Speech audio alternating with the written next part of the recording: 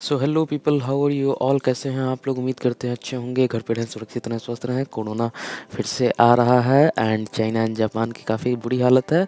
So I think कि हम लोग नए सिरे से एक लॉकडाउन देख सकते हैं, बट नंदलेस। सो हमारा टॉपिक क्या होने वाला है आज की वीडियो का? हमारा टॉपिक होने वाला है आज की वीडियो का Deloitte is hiring analyst. And यहाँ पे एनालिस्ट का मतलब होगा डेटा एनालिस्ट की हायरिंग हो रही है डेलॉइट में। एंड डेलॉइट के बारे में भी बहुत सारे लोग जानते होंगे एंड बहुत सारे फ्रेशर्स जो कि टायर 2 टायर 3 सिटीज़ से होंगे वो शायद नहीं जानते होंगे, मगर मेजरली जो कॉर्पोरेट में आना चाहते हैं उनको डेलॉइट बिग फोर के बारे में पता ही होगा। सो डेलॉइट हायरिंग कर रही है हायरिंग कर रही है एनालिस्ट की, एंड हम लोग आज के वीडियो में इसी के बारे में बात करने वाले हैं। सबसे पहले कंटेंट क्या होने वाला है? तो कंटेंट हमारा हमारा होने वाला है why Deloitte, who can apply, क्या स्किल्स रिक्वायर्ड है, जॉब रिस्पॉन्सिबिलिटी, लेट्स अप्लाई। ये इन सभी 5 चीज़ों पे हम लोग बात करने वाले हैं आज के इस वीडियो में। सबसे पहले हम लोग शुरू करते हैं वाई डेलॉइट। सो क्यों डेलॉइट ही क्यों? डेलॉइट ईवाई का मतलब होता है Ernst and Young, then KPMG, पीडब्ल्यूसी। ये सारी बिग फोर कंपनीज में आती हैं, बिग फोर अकाउंटिंग फर्म्स में आती हैं। ये वन ऑफ द क्या कहा जाता है, one of the best work places कहा जाता है काम करने के लिए। बहुत अच्छे वर्क प्लेसेस होते हैं। एंड ये बिग फोर में इसलिए आती है क्योंकि बहुत बड़े ये लोग बड़े बड़े कॉर्पोरेट हाउसेस, कॉर्पोरेट्स के अलावा बहुत बड़ी ये लोग गवर्नमेंट की भी ऑडिटिंग करते हैं, एंड गवर्नमेंट भी इनको आउटसोर्स करती है अपनी ऑडिटिंग के लिए। Not only in India but in Europe, North America, Africa, South East Asia, इन सभी कंट्रीज़ में इनका काफ़ी रूट्स इनके काफ़ी स्ट्रॉन्ग हैं। अगर हम लोग बात करें डेलॉइट की, तो डेलॉइट इन्हीं चारों में से एक फर्म है, एंड ये भी काफ़ी बड़ी फर्म है। एंड इसका भी इंडिया में इसका काफ़ी बड़ा वर्कफोर्स है। एंड अगर हम लोग बात करें बायजूस कंट्रोवर्सी की, तो बायजूस कंट्रोवर्सी में भी डेलॉइट इंक्लूडेड था। उसी ने डेलॉइट ने ही उनकी ऑडिटिंग की थी। बायजूस की ऑडिटिंग डेलॉइट नहीं की थी। देन उसके बाद ये काफ़ी ज़्यादा वैल्यूएशन डाउन आई थी बायजूस की, क्योंकि ये इनका एक्सपर्टीज़ है। ऐसा नहीं है कि यहाँ पे सिर्फ सीएस ही हायर होते हैं, सीएस भी हायर होते हैं, सीएफएस भी हायर होते हैं, सॉफ्टवेयर इंजीनियर्स भी हायर होते हैं, डेटा एनालिस्ट भी हायर होते हैं, क्योंकि यहाँ पे काम काफ़ी बड़े चंक ऑफ डेटा पे होता है, बहुत बड़े चंक ऑफ डेटा पे होता है। एंड ये one of the best places माने जाते हैं काम करने के लिए। ये लोग पे बहुत अच्छा करते हैं, वर्क लाइफ बैलेंस इनका काफ़ी अच्छा होता है। मे बी यहाँ पे बहुत सारे लोग डिसएग्री कर सकते हैं वर्क लाइफ बैलेंस की पॉइंट ऑफ व्यू से, क्योंकि हर किसी का डेफिनेशन वर्क लाइफ बैलेंस का अलग होता है। ठीक है, ये है बेसिक एक brief introduction Deloitte big four के बारे में। सबसे पहले हु कैन अप्लाई, कौन कौन अप्लाई कर सकता है? तो बैचलर्स डिग्री रिक्वायर्ड है mathematics, computer science, information management, statistics और डेटा एनालिटिक्स। अगर आपने बीएससी मैथमेटिक्स किया है, ठीक है, बीसीए किया है, सीएस किया है, या फिर आईटी बीएससी आईटी किया है, या फिर स्टैटिस्टिक्स में आपकी कोई डिग्री है, या फिर डेटा एनालिटिक्स में है, तो आप अप्लाई कर सकते हैं, आप एलिजिबल हैं अप्लाई करने के लिए। देन अगर हम लोग बात करें दूसरे स्किल की, तो दूसरा मोस्ट इंपॉर्टेंट स्किल होने वाला है आपका एमएस एक्सेल का नॉलेज, एंड उसमें वर्क एक्सपीरियंस। वर्क एक्सपीरियंस 0 से 2 साल के बीच में कहीं पे भी हो सकता है, जो कि यहाँ पे लिखा हुआ है। ठीक है, बिजनेस एनालिसिस स्किल्स भी काफ़ी इंपॉर्टेंट है, like case studies and all. कोई प्रोडक्ट क्यों नहीं चल रहा है, कोई प्रोडक्ट क्यों चलेगा, क्या चेंजेस आने चाहिए, इन सभी चीज़ों की नॉलेज भी आप में इम्पॉर्टेंट है। ओके, देन उसके बाद translating them into valid document. एक मिनट, इसको थोड़ा सा हटा लिया जाए। Valid document in necessary. Translation stake holders and उनके बिजनेस रिक्वायरमेंट्स को ट्रांसलेट करना एक नेसेसरी डॉक्यूमेंट्स में, वो भी आपका एक वर्क का पार्ट होने वाला है। उसके बाद 0 to 2 years of proven work experience as a data analyst. अगर आप फ्रेशर भी, इसका कहने का मतलब है कि अगर आप डेटा एनालिसिस में फ्रेशर हैं तो भी आप अप्लाई कर सकते हैं। यहाँ पे कोई वैसा ये नहीं है। 0 से 2 इयर्स के बीच में आपका एक्सपीरियंस होना चाहिए, या फिर 1 महीने का भी हो सकता है, आपका 1 मंथ का भी हो सकता है, और 0 मंथ का भी हो सकता है। इट मीन्स कि आप फ्रेशर भी हो सकते हैं, देन आप अप्लाई कर सकते हैं। Strong analytical skill with ability to collect, organise, analyse and disseminate significant amount of information with the attention to the detail and accuracy। आप में एबिलिटी होना चाहिए डेटा कलेक्ट करने का, ऑर्गेनाइज करने का, एनालाइज करने का, सिग्निफिकेंट अमाउंट ऑफ इन्फॉर्मेशन को मैनेज करने का, और attention to detail and accuracy आपकी होनी चाहिए। ठीक है। Then logical thinking ability in creating a report, dashboard automation tool और एनी एनालिसिस। सो टैब्लू वगैरह पे हम लोग काफ़ी ज़्यादा ऑटोमेशन टूल यूज़ कर सकते हैं, टैब्लू पे भी ऑटोमेशन किया जा सकता है। देन एंसिबल का यूज़ किया जा सकता है, सेलेनियम का यूज़ किया जा सकता है ऑटोमेशन के लिए। आपको डैशबोर्ड बनाने होंगे तो डैशबोर्ड इधर आप एक्सेल पे बना सकते हो, आप टैब्लू पे बना सकते हो, आप पावर बीआई पे बना सकते हो, एल्ट्रिक्स का भी यूज़ होता है काफ़ी ज़्यादा। Then good communication skills, written, verbal and interpretive, यानी कि आपका रिटन स्किल काफ़ी अच्छा होना चाहिए, वर्बल स्किल भी आपकी काफ़ी अच्छी होनी चाहिए। देन फिर आप चीज़ों को कैसे कैच कर रहे हो वो भी आपकी अच्छी होनी चाहिए। देन ब्ला ब्ला ब्ला, एक्सीलेंट टाइम मैनेजमेंट, ये सारी कहने सुनने की बातें हैं, होती नहीं है। Then manage and execute reporting and analytics projects. So आपको रिपोर्टिंग को मैनेज करना होगा। रिपोर्टिंग इन सेंस कि लेट्स से कि मेरे पास एक स्कूल का मैनेजमेंट डेटा है, ठीक है। एंड देन अभी आज तारीख है, मान लेते हैं 10 मार्च। तो 10 मार्च को मेरे सारे स्टेक होल्डर्स के पास एक रिपोर्ट चला जाना चाहिए कि कितने % बच्चों ने फीस जमा कर दी, कितने बच्चों ने पार्शियल जमा की, कितने बच्चों ने कुछ भी जमा नहीं किया। अगर पार्शियल किया तो क्या परसेंटेज है उसका, अगर फुल किया तो क्या अगर फुल किया देन कितने % बच्चों ने फुल किया। तो ये जो है ये रिपोर्टिंग होती है ऑटोमेटिक रिपोर्टिंग, तो ये आपको करने आना चाहिए। Then collaborate with internal teams with global clients and cross border stake holders.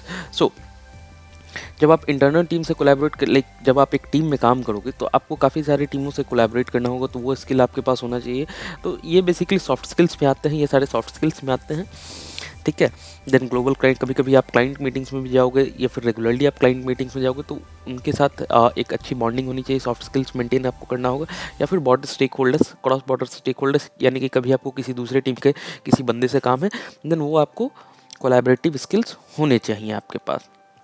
तो काफ़ी बेसिक सी रिक्वायरमेंट है, बहुत ज़्यादा कोई रॉकेट साइंस इसमें है नहीं, आप अप्लाई कर सकते हैं एंड आप अपने स्किल्स को शोकेस कर सकते हैं यहाँ पे। नाउ अब बात करते हैं स्किल्स रिक्वायर्ड पे। सो एडवांस्ड एमएस एक्सेल आना चाहिए, यानी कि वीबीए मैक्रोज कहने का मतलब होता है लेट्स से कि कोई लाइक फ़िल्टर हो गया या फिर कंडीशनल फॉर्मेटिंग आप डेली यूज़ करते हो, तो आप उसको डेली हर बारी टाइप तो नहीं करोगे या फिर हर बारी आप सिलेक्ट नहीं करोगे, उसको आप मैक्रोज में सेव कर सकते हो, देन आप उसको एज एन पाइथन के फंक्शन की तरह यूज़ कर सकते हो। Okay. Then foundational knowledge of project management की नॉलेज आपके पास होनी चाहिए। Then experience with creating editing presentations in MS PowerPoint में प्रेजेंटेशन क्रिएट करना, एडिट करना, ये सारी चीज़ें आपको आनी चाहिए। Then understanding of dashboard presentation using Tableau और any other visualisation tool. So Tableau एक visualisation data business intelligence tool है, डेटा विजुअलाइजेशन टूल है, जिसमें आप डैशबोर्ड्स क्रिएट कर सकते हो, उसको मैनेज कर सकते हो, ऑटोमेटेड डैशबोर्ड क्रिएट कर सकते हो, रियल टाइम डैशबोर्ड क्रिएट कर सकते हो। एंड उसी तरीके से एक और सा टूल है जिसको कहते हैं पावर बीआई, ये माइक्रोसॉफ्ट इसको देती है। सो पावर बीआई का भी यूज़ किया जाता है। तो इधर आप टैब्लू आपको आता हो या फिर पावर बीआई आता हो, दोनों केसेस में ये चलेगा, ठीक है। तो ये सारी स्किल्स की रिक्वायरमेंट होगी, ये भी काफ़ी बेसिक है, आप अप्लाई कर सकते हैं। नाउ जॉब रिस्पॉन्सिबिलिटी आपकी क्या होने वाली है, अगर हम बात करें कि आपका डे टू डे वर्किंग कैसा होने वाला है। So you will be responsible for performing and processing data received from clients and stake holder and convert them into the desire format, यानी कि आपको डेली बेसिस पे क्लाइंट से आपको डेली बेसिस या फिर वीकली बेसिस, मंथली बेसिस पे आपको क्लाइंट से डेटा मिलेगा। देन उसको डेटा को क्लीन करना, यानी कि डेटा की प्री प्रोसेसिंग आपको करना होगा एंड उसको एक डिजायर्ड फॉर्मेट, जैसा क्लाइंट का फॉर्मेट है उस फॉर्मेट में उनको डेटा वापस करना होगा। Then validating data pertaining to ABI projects. ABI projects का मतलब हमको भी नहीं पता है, to be very honest. Now, conducting research and analysis as required to resolve issue. Let's say कि मेरे पास एक कंपनी है XYZ, उसका एक कोई प्रोडक्ट है एंड वो मार्केट में फेल कर रहा है। उनके पास एक डेटा तो होगा, वो लोग आपको डेटा प्रोवाइड करेंगे। अब उस डेटा में की पॉइंट्स, पैटर्न आपको नोटिस करने हैं एंड देन वहाँ से आपको पता करना है कि ये प्रोडक्ट क्यों फेल हो रहा है। अगर ये प्रोडक्ट पास हो रहा है, अगर ये प्रोडक्ट आउट परफॉर्म कर रहा है, बहुत अच्छा परफॉर्म कर रहा है, तो क्यों कर रहा है, ठीक है। इन सभी चीज़ों को आपको इन सभी इश्यूज़ को आपको रिजॉल्व करने होंगे। Now producing and delivering data in a timely manner to the client and stakeholder for all project related reports or analysis, validation, processing और ad hoc reports under tight deadlines. So आपको deadline follow करने होंगे, जो भी clients के deadlines होंगे उसी में ही आपको रिपोर्ट्स, अगर क्लाइंट का रिक्वायरमेंट रिपोर्ट है या फिर एनालिसिस है, वैलिड डेटा वैलिडेशन है या फिर डेटा प्रोसेसिंग है और एड हॉक रिपोर्ट्स है, उसको आपको देना होगा. ये आपका डे टू डे जॉब में आने वाला है.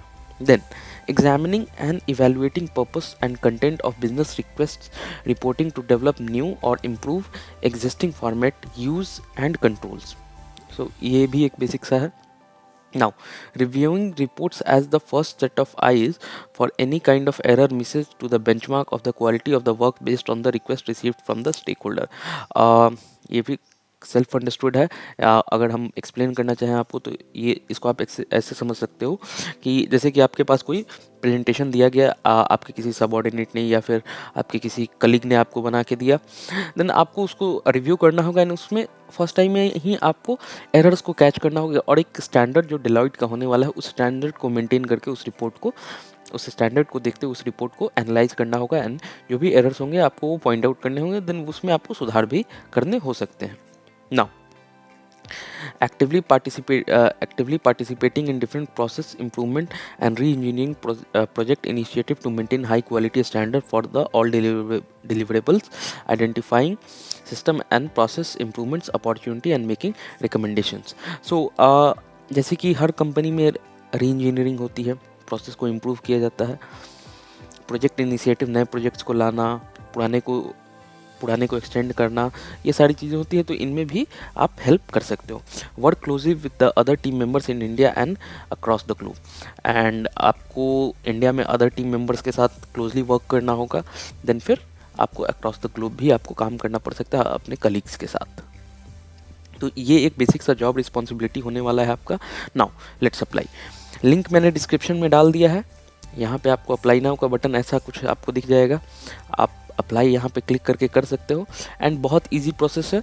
आप यहाँ से डायरेक्टली अप्लाई कर सकते हो. मैंने इसलिए अप्लाई नहीं किया क्योंकि मेरा डेलॉयट में एक अपना अकाउंट है एंड हम इस जॉब के लिए अप्लाई नहीं करना चाहते हैं. ठीक है, आई मीन कि हम एक अलग प्रोसेस में ऑलरेडी इंक्लूडेड हैं, इसलिए मैंने अप्लाई नहीं किया है. लेकिन बहुत इजी प्रोसेस है, आप अप्लाई कर सकते हो. एंड डिटेल्स पे थोड़ा सा ध्यान देना. आप डिटेल्स को अच्छे से अगर फिलअप करोगे तो डेफिनेटली आपका रिज्यूम शॉर्टलिस्ट हो जाएगा.